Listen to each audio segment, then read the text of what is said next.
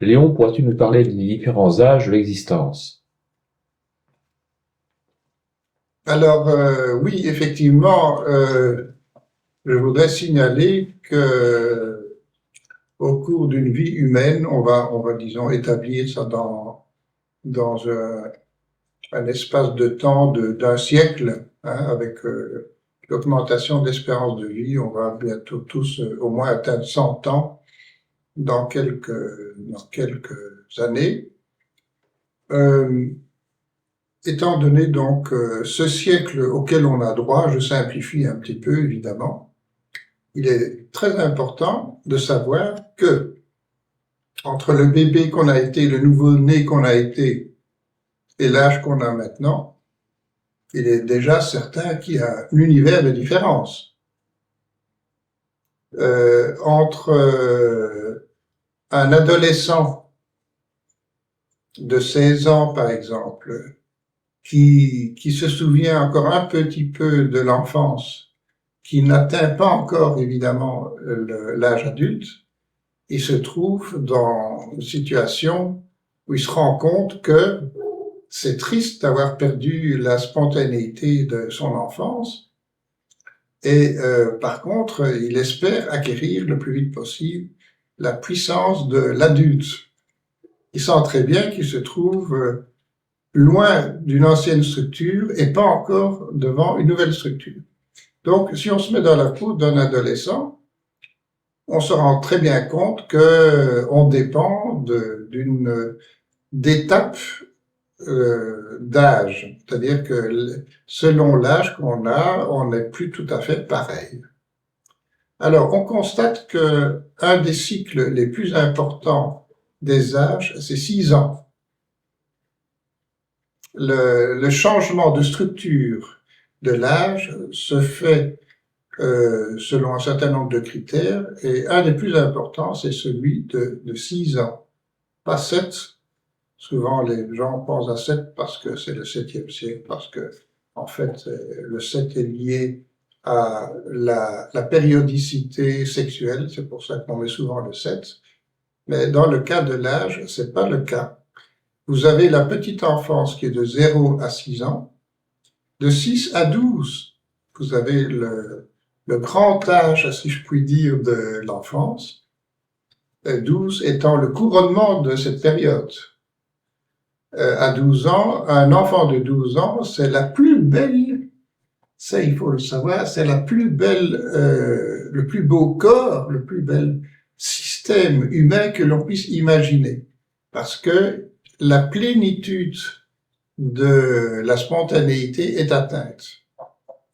Un enfant de 12 ans qui n'a pas été obèse, évidemment, comme c'est trop souvent le cas à notre époque, qui est resté mince et tout, a le sens du cosmique, parce que tout son corps incarne la perfection de ce qu'on peut faire en l'humain, avec la conscience en moins. La conscience viendra après. Et dans la spontanéité, 12 ans, un enfant qui atteint 12 ans dans les bonnes conditions incarne ce qu'il y a de plus beau dans l'aspect corporel de l'homme. Pas spirituel encore, mais corporel. C'est la perfection. Donc il fallait signaler ça, c'est bien 2 fois 6 ans. Vous ajoutez encore 6 ans, vous aboutissez à 18 ans, mais 18 ans, c'est la fin de l'adolescence, c'est le début de l'amour, c'est le début de la maturité, c'est le début de l'âge adulte. Vous ajoutez encore 6 ans, c'est déjà une mémoire installée, c'est-à-dire qu'on ne modifie plus quelqu'un qui a 24 ans. On peut encore influencer un jeune entre 18 et 24, mais après 24, c'est déjà stabilisé. Donc on voit qu'il y a un seuil de plus. 24 plus 6, ça fait 30. À 30 ans,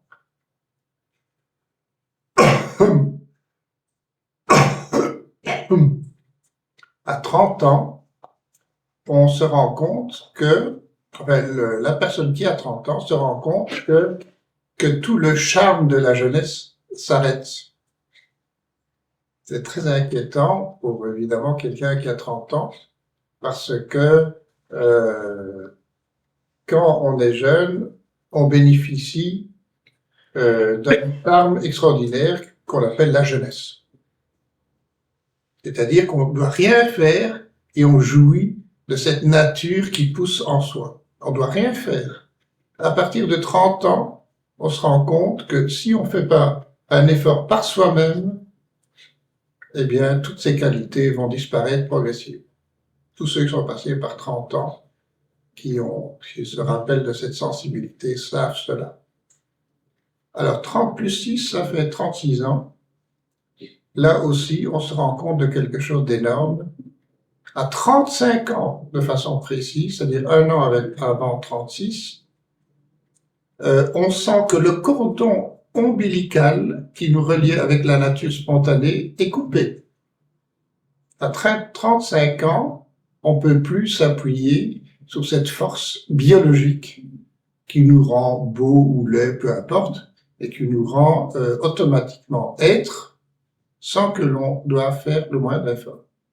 Là, déjà à 30 ans, on se rendait compte que c'était la fin. À 35 ans, cette fin est définitivement coupée, comme un cordon ombilical biologique, coupé automatiquement par la nature. De sorte qu'à 36 ans, l'année suivante, commence la vie qui dépendra uniquement de sa volonté. Alors si avant on a acquis beaucoup d'initiation à la connaissance, à l'usage de la spiritualité, de la conscience, il est évident qu'on saura comment pratiquer la stratégie de la vie pour les années qui suivent. Si ce n'est pas le cas, et c'est encore aujourd'hui le cas de la quasi-totalité de la population terrestre, on continue à se laisser porter avec l'acquis des circonstances. C'est ce qu'on appelle l'expérience de vie. Mais l'homme ne croit plus, c'est-à-dire qu'il vit en automate, en robot, par habitude de penser. C'est le cas encore partout sur Terre, hormis qu'une poignée d'êtres humains. Les gens, sans se rendre compte, vivent par habitude de penser. On fait ça parce qu'on a toujours fait ça. Mais la jeunesse de l'esprit qui peut croître à l'infini, puisqu'il s'agit de remplir notre esprit qui peut atteindre l'infini, le cerveau peut accéder, je ne l'ai pas encore précisé ici, mais j'ouvre une parenthèse, l'univers, ça c'est vraiment d'origine inconsciente, l'univers s'est rendu compte que sur le plan des créatures incarnées, il y a une tendance vers la saturation. C'est-à-dire que, bon, on peut inventer 3 millions d'espèces d'insectes différentes, mais quand même, c'est une saturation. À un moment donné, ce n'est plus nécessaire. Il y a autodestruction des espèces. C'est un exemple de saturation. Alors donc, la nature, quand il y a excès, va chercher une autre structure. Et la structure, on la connaît, s'est produite avec l'arrivée du psychisme, dont l'efficacité n'est connue que chez les humains. Et le psychisme, c'est un espace que l'on peut remplir à l'infini. Ça, c'est une autre recherche que je pourrais évoquer dans d'autres circonstances. Le cerveau, on peut le remplir à l'infini. On a bien dit autrefois que l'homme n'utilisait qu'un dixième de son cerveau. C'est une pure illusion. En fait, c'est infiniment moins que ça. L'homme n'utilise pas même un milliardième de son potentiel psychique. Et donc, à partir de 36 ans, l'homme futur devrait normalement continuer ce que la nature spontanée, biologique a fait avant lui, à compléter donc sa vision interne, accroître la connaissance c'est pas quelque chose de tellement énorme, la connaissance fondamentale, mais avec, disons, une connaissance fondamentale suffisante par le jeu de la combinaison, de la combinatoire, comme on dit souvent, il peut trouver des applications illimitées, à l'infini. Donc c'est énorme. Donc l'homme du futur, à partir de 36 ans, il l'aura déjà fait un petit peu avant, sera de toute façon obligé de le faire pour que sa vie reprenne un élan gigantesque comme une nouvelle jeunesse. 6 ans après, il se retrouve à 42 ans. Là, moi je suis passé par là, d'autres sont passés par là, on constate qu'on est juste à la moitié de la vie. C'est très curieux. On vit cette impression qu'on a monté, qu'à partir de 42 ans, on va descendre. J'ajoute, par rapport à son corps, pas par rapport à l'esprit. L'esprit va continuer à croître. Si on respecte évidemment une évolution suffisante. Mais le corps, lui, décline.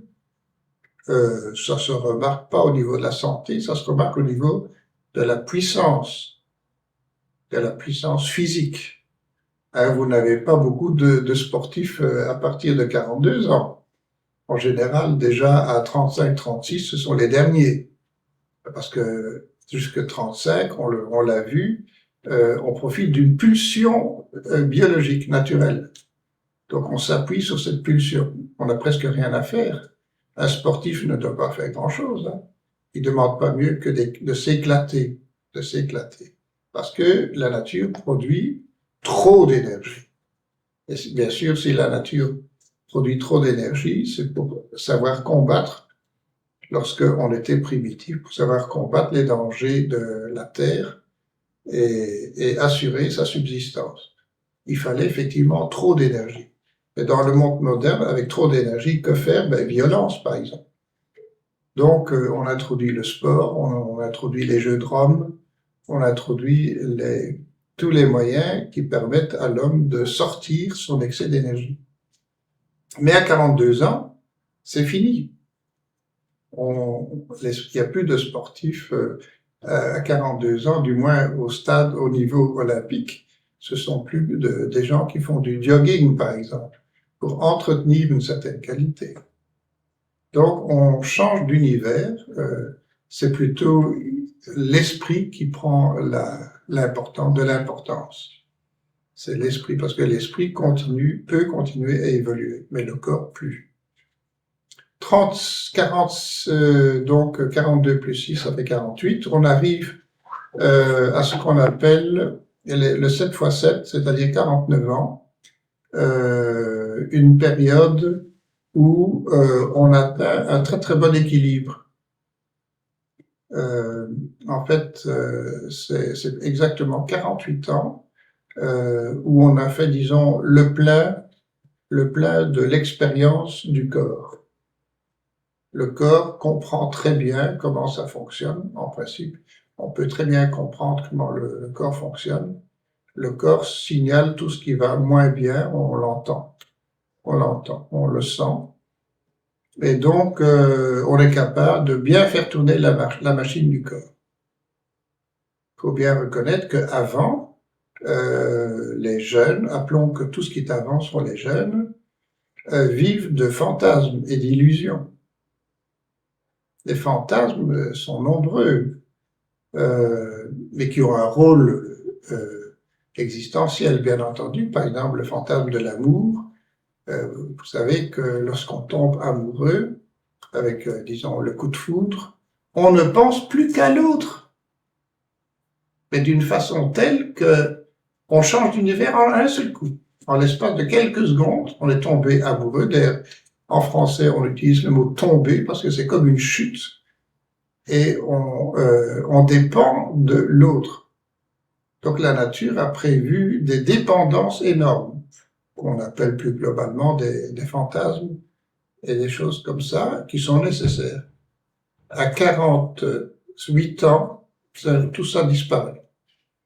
On utilise le corps comme un support, et c'est l'esprit qui, dans les meilleurs cas, peut alors croître à l'infini.